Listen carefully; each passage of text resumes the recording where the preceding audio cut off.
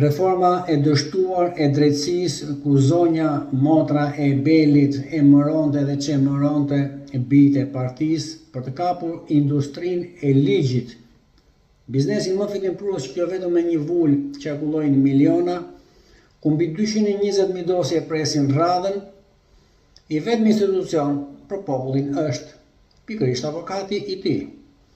Por zonja Ballanca ka 3 vjet që duhet ishte në shtëpi dhe opozita ka gjetur një monster, një ish agent me pseudonimin Qizmja, 72 vjeç pensionist, që në vend të ri në shtëpi dhe të kërkoj falje për krimet e tij, do mbroj popullin që ka marrë rrugën në arrati.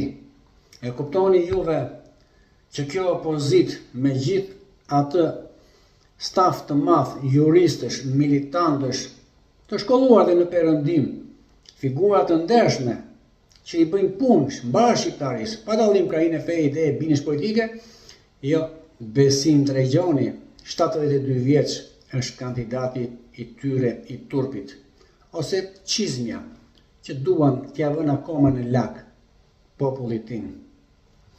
Fatalitet, o e mjera Shqipëri.